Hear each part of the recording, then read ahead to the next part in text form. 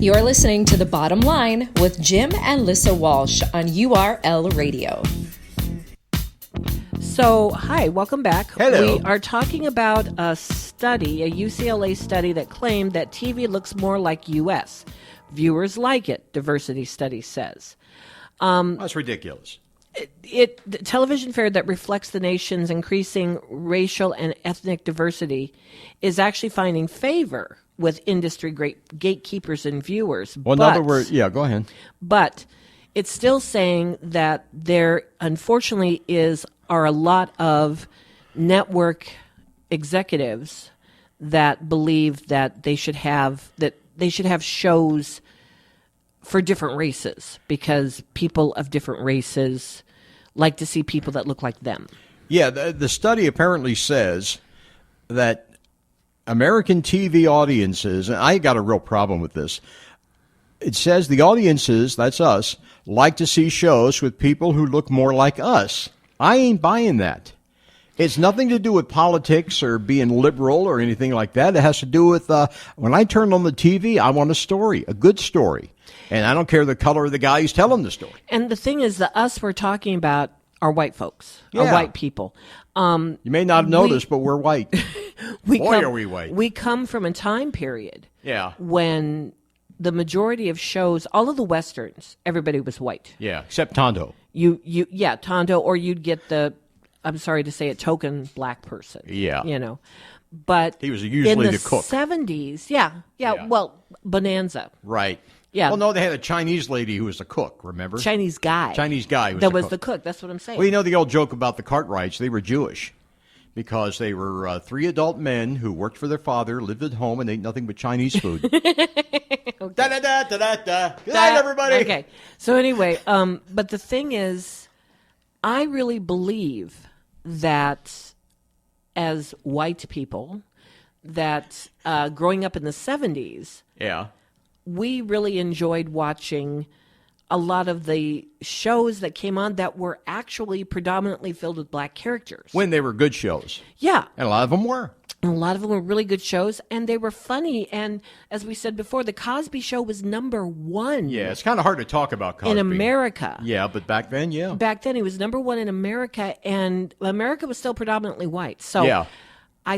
but I do believe that people of color, we need to have more shows with people of color today, including especially Asians and Native Americans, because those cultures need to be represented. Well, I think, and this is not entirely the same thing you're saying, but it kind of complements it. We don't need stereotyping. We don't need tokenism. Right. We need good stories Yeah. that involve people Of who color. are people, Yeah. whatever color they are.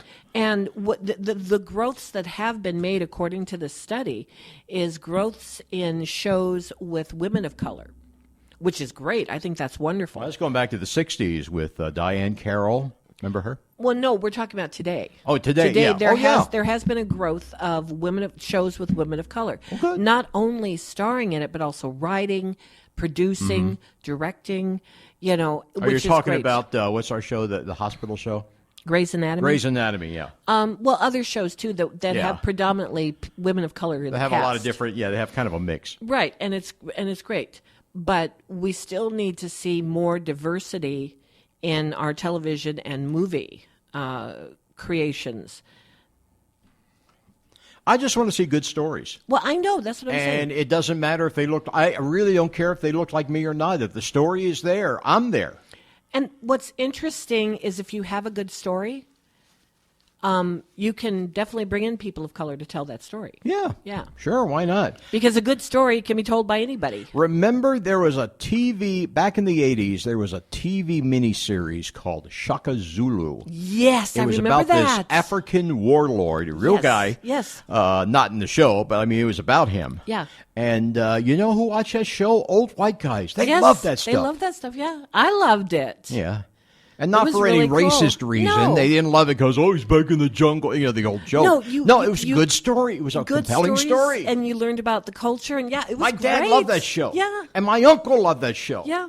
My uncle was Archie Bunker, but he loved that show. Yeah. It was great. So I don't think we need to keep playing the same stuff over and over and over again.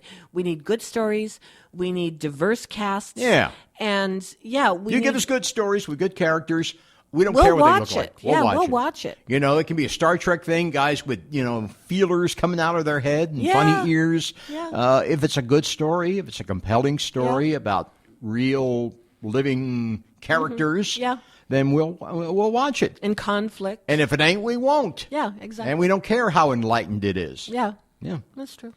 So I think we pretty well covered it. So why is it that in this day and age we still got these suits who don't get the message?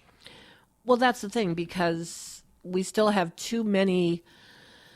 We still have too many white monoliths in charge.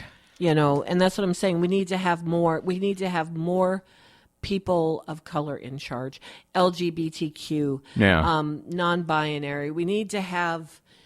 I suppose Our television and our movies need to reflect what's going on in our nation and the people in our nation, and that's way more than just white folks. In fact, we are now officially the minority.